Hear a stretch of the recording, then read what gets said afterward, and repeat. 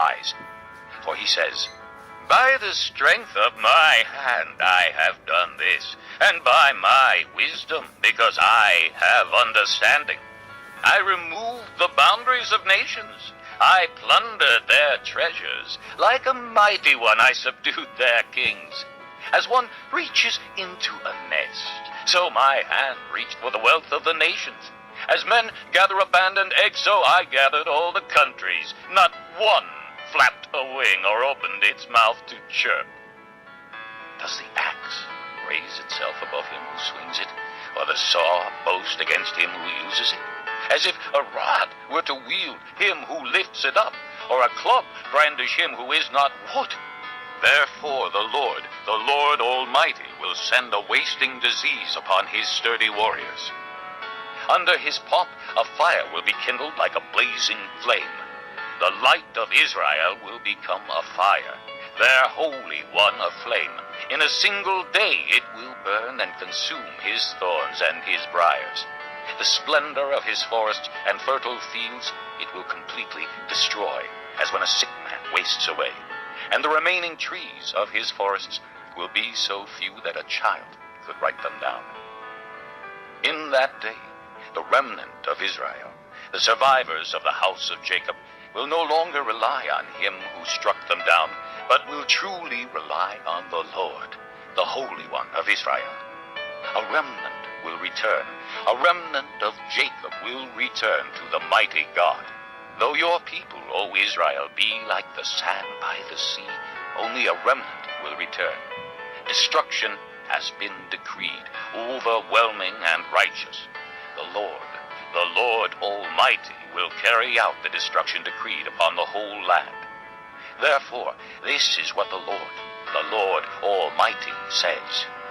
O my people who live in Zion, do not be afraid of the Assyrians, who beat you with a rod and lift up a club against you as Egypt did. Very soon my anger against you will end, and my wrath will be directed to their destruction. The Lord Almighty will lash them with a whip, as when he struck down Midian at the rock of Oreb, and he will raise his staff over the waters as he did in Egypt. In that day their burden will be lifted from your shoulders, their yoke from your neck. The yoke will be broken because you have grown so fat. They enter Aiah, they pass through Migron, they store supplies at Michmash. They go over the pass and say, "We will camp overnight at Geba." Ramah trembles, Gibeah of Saul flees. Cry out, O daughter of Galim. Listen, O Laisha. Poor Anathoth. Madmanah is in flight. The people of Gibeon take cover. This day they will halt at Nob. They will shake their fist at the mount of the daughter of Zion, at the hill of Jerusalem. See, the Lord Almighty will lop off the boughs with great power. The lofty trees will be felled, the tall ones will be brought low. He will cut down the forest thickets with an axe. Lebanon will fall before the mighty one. Chapter 10.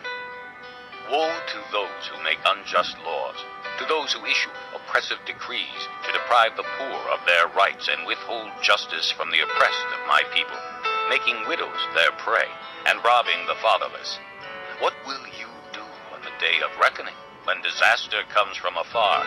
To whom will you run for help? Where will you leave your riches?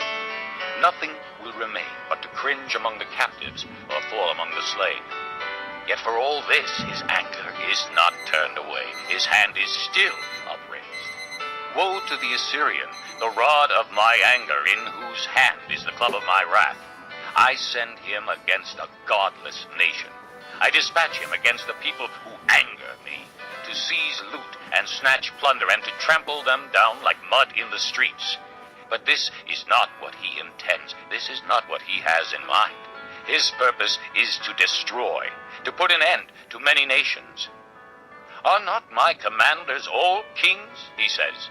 Has not Calno fared like Carchemish? Is not Hamath like Arpad, and Samaria like Damascus?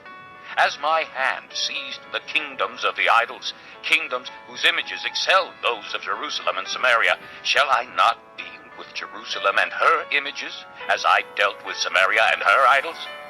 When the Lord has finished all his work against Mount Zion,